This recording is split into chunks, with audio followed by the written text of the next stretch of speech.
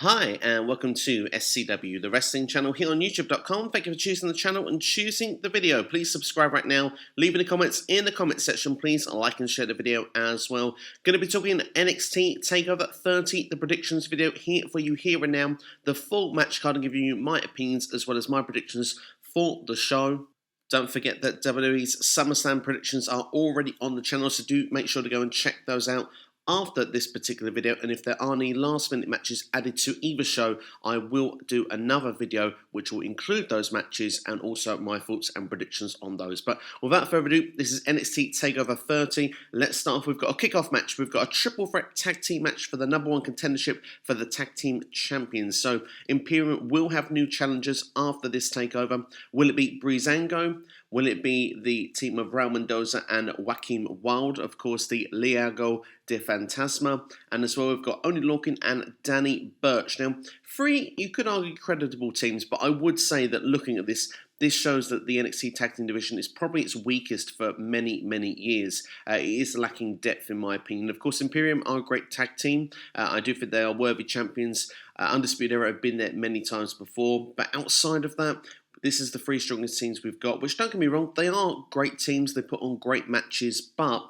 I don't see them as teams that are going to be carrying the company in the future when it comes to Raw and SmackDown with Tag Team Championships. So here, sadly, I don't see any of these teams actually defeating Imperium when they get to the #1 contendership. But to make a prediction, I think that Oney Lorcan and Danny Burch will probably have the strongest match with Imperium, so they would probably be my favourable shout of the three teams available here. But at the same time, I do look at it and think that the obviously rivalry we have with Breezango and of course with Joaquin Wilde and Raul Mendoza may play into a part here. But I suppose those teams, I can see them continuing their feud afterwards. I will stick my neck out and stick with what I think will be the best match. I will go for Oney Lorcan and Danny Burch to pick up the victory here, and they can go on and try and win the Tag Team Championships.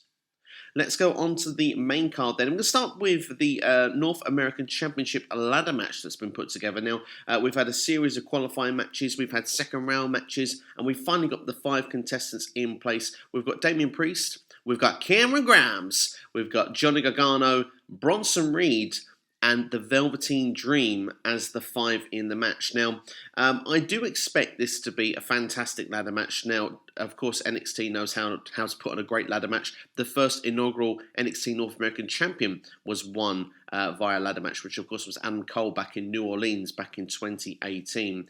I'm looking at this match and I look through the competitors. I don't see the Dream winning. He's been there before. Johnny Gargano has been there before. I do feel, although arguably right now, he probably needs this championship at the moment. He's losing a lot of matches. I don't know if anyone else has noticed that or if it's just me at this stage, but maybe that's going to play into a larger storyline going forward. But I think that losing streak will continue for Johnny Wrestling for this moment.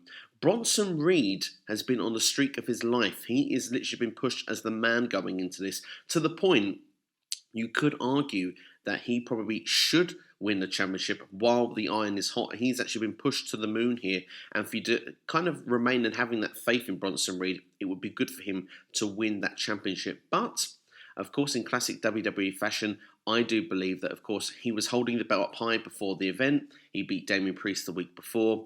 He won a surprising qualifying match to get there.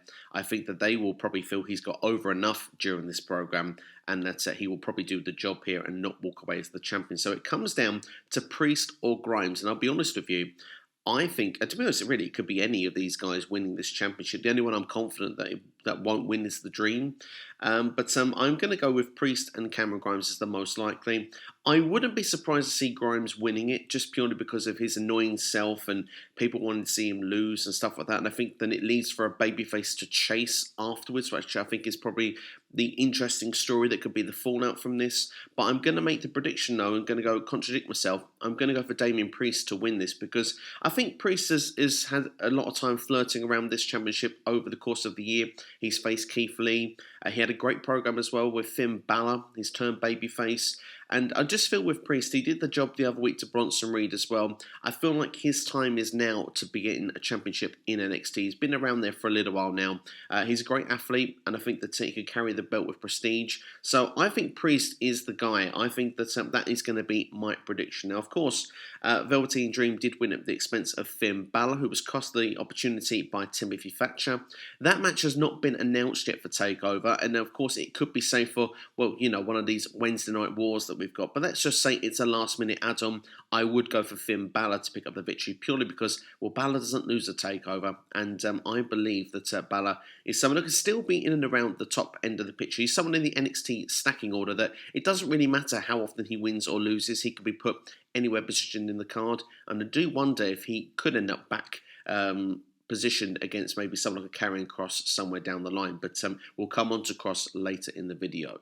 Let's talk about Adam Cole versus Pat McAfee, shall we? This one could take a while. Let's hope I can keep it brief. But I think it's public knowledge. If you keep an eye on my channel quite often, I did This Week in Wrestling just a couple of weeks ago and said that I was really not in favour of the way this was put together. I didn't like that Pat McAfee kicked Adam Cole in the head once and went over. Former NFL star, never been in the ring, had just knocked out your ex-champion of 400 days. I felt that it was a bad look on NXT. And I understand that WWE wants to put Pat McAfee, obviously, some sort of namesake in the USA. Not so big from where I'm from, but I understand he's a former NFL player. They probably want to get some mainstream attention here. I believe it has got the attention of the likes of ESPN, this. So I see why and where they're trying to go with this, but at the same time, I've not been such in favour of it. But what I will say is that the work that's been done since, I think has been okay, particularly this week. I thought that Pat's promo was actually very strong against Adam Cole this past week on NXT. I like the fact that he had the NFL stars with him. I have seen he's been doing some training videos, and it looks like that he is quite athletic. It looks like he possibly could go. We will only see properly when he officially is in a match in the ring. And if this is going to be where he transitions into a WWE career, we'll have to wait and see how well it would go. But he certainly has got the unlikability factor about him. He would have the natural heelness about him to carry that off. So yeah, it will be interesting to see how his role will be within the company here. And of course, if he is going to have a match, then what better place to first have it in one way to someone to carry you to a great match than Adam Cole? Because Adam Cole, I'm pretty sure, could have a great match with a Shadow. So looking at the match in its depth, here really for me, Adam Cole needs to go over. I feel that when you look at it, obviously Pat, like I said, it's his first time in the ring. Adam Cole was your,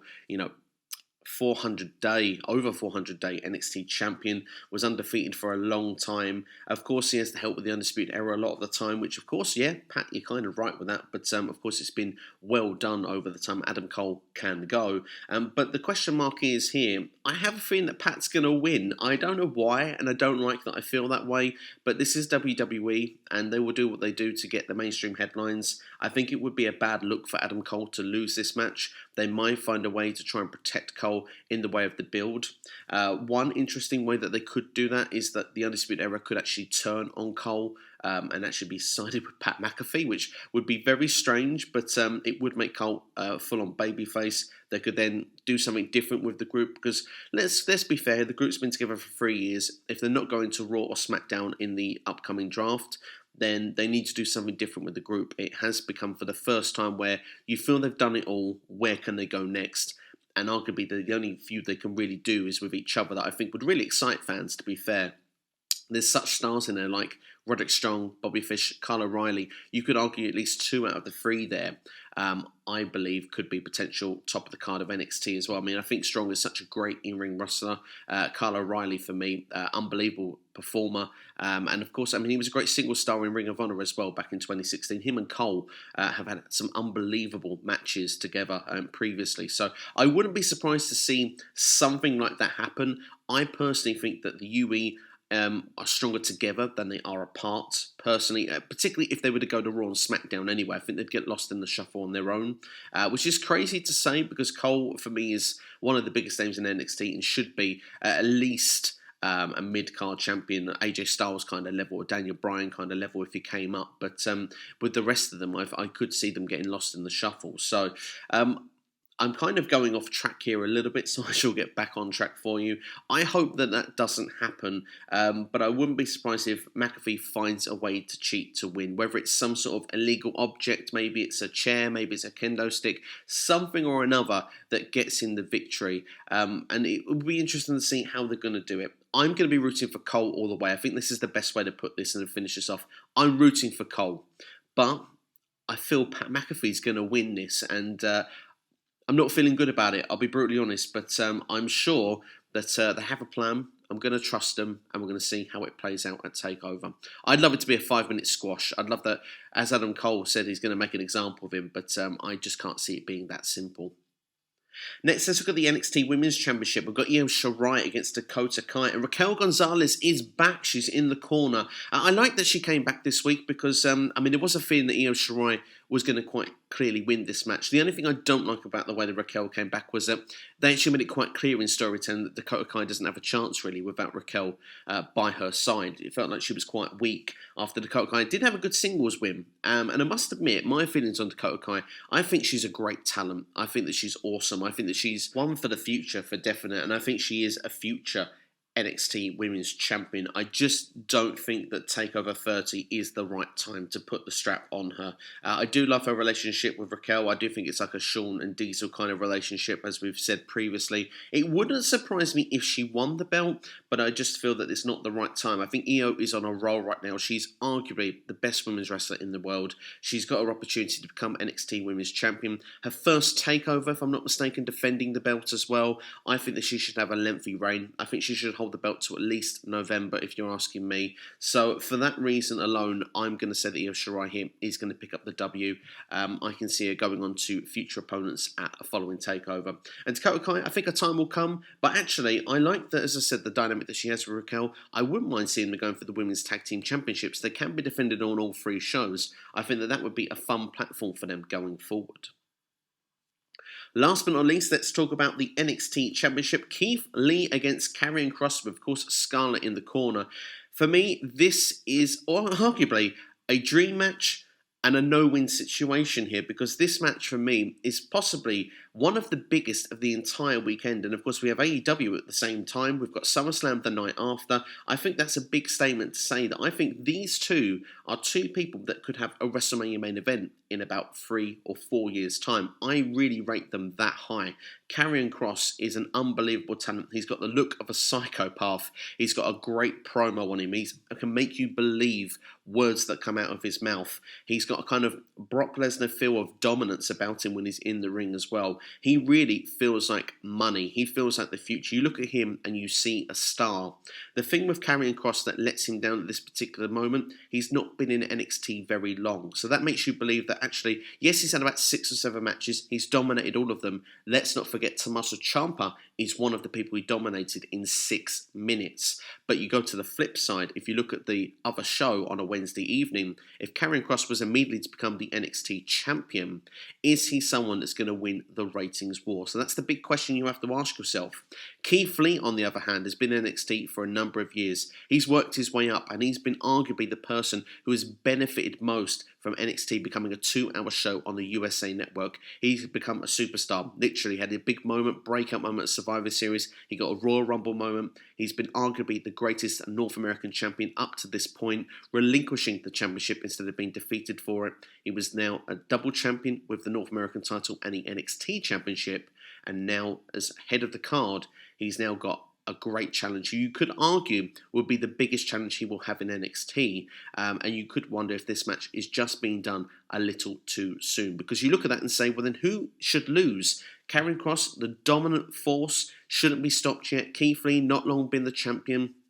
You could argue a false finish may be the best way to go, and we could do this for another takeover. The only problem with that is that this is a takeover, and takeovers usually have decisive victories in some form or fashion, or something to build for the future. I would expect its main event to have some sort of conclusion, even if there was a build going forward. Now, what I would say in defense of both guys, if they are the loser here, the other guy is red hot in amongst the way the booking is of this company, and you would say, oh, this brand, I should say, and I would say that they could recover, and it's a very early stage for someone like Kross in his career. He shouldn't be losing yet. But I do think that he's got a long way to go before he's going to be, seen as the big fish in the big pond, if you want, of WWE. So I think in some ways both will be okay, whatever happens here. But if one person perhaps can afford the loss more, I would say Keith Lee could afford the loss more. Now, we look at the rivalry with these two. Now, of course, Karrion Kross has been fantastic when it looks at the domination of Dijakovic and Keith Lee being forced to watch on. We've seen this well with the contract signing and the Fireball segment, which I must admit, I did feel that I don't believe that Kross needs that mystique of the Fireball. If I'm honest with his gimmick, I think he's as believable as what he is as a menacing psychopath. But at the same time, I do feel that this also is a way that you could potentially protect Keith Lee. It can be the thing that's the fire that gets Keith Lee to come back and get the victory because he gets his revenge, but it also could be the saving grace of what protects Keith Lee in this match. So for that reason, and that reason alone, I'm going to predict Karrion Kross as your victor and brand new NXT champion. I predict a rematch at the following TakeOver, and then I expect Keith Lee to be traded to SmackDown or Raw in the upcoming draft that will be expected to take place in October. Karrion Kross from that point will get a good couple of victories over Keith Lee. He will then be ready to take on the rest of the roster and will be able to carry the Wednesday nights on his shoulders. And I do believe that he's been fast-tracked, but so many superstars that have joined NXT previously have been fast-tracked, have become champion quickly. He's not the first guy that would do it, so it's been done multiple times before, so he's not an individual here. You could argue that perhaps he's maybe, although he's got the look and the gimmick, perhaps you'd turn around and say he's not got the name value as of yet. But trust me, it's not going to take long. He will get there and he will have it. And he will be carrying the company in some form of a matter of a few years. I expect, as I said, both of these guys could be doing this again as a WrestleMania match in a few years' time. I wouldn't be surprised. And one last little note, I'm loving that Metallica is used not only for the TakeOver with Moth to Flame, but also the fact that Frantic, the music package put for this particular feud and rivalry, was outstanding. I mean, I'm a bit biased, as I say. You're probably clear when you're listening to this video. I'm a big fan of both performers, and I'm also a big fan of that track. I love that track when it was released. I still love that track now. And the way it was put together, for me, it hyped me up, and I'm buzzing. And it's the match that I'm probably, arguably, most looking forward to of the entire weekend. But that's my predictions for you anyway. That's my video there for you. I hope you've enjoyed it. Let me know your predictions in the comments below. It's important that we get some interaction, that we know your choices as well as knowing mine. And please like, share with a friend. Why not? Let a friend know about SCW. Let them know about the other videos that are up this week. The Q&A was up on Monday. I'm looking to do this week's Q&A potentially on Saturday this week, but it could still be Sunday, but I'm still flitting around. But do keep an eye on the channel for that. Maybe hit the bell. You'll know when it's released straight away then. This Week in Wrestling will be coming tomorrow, and some predictions were already released on Tuesday, so lots of reasons to keep an eye on the channel. So much going on this week, and hope you've been enjoying the videos that have been uploaded, and hope you continue to look forward to the future videos that will be coming to this channel as well. But that's all from me anyway. Thank you for watching. Have a great day. Thank you for checking this out. Hope you've enjoyed it. I'll see you next time here on SCW.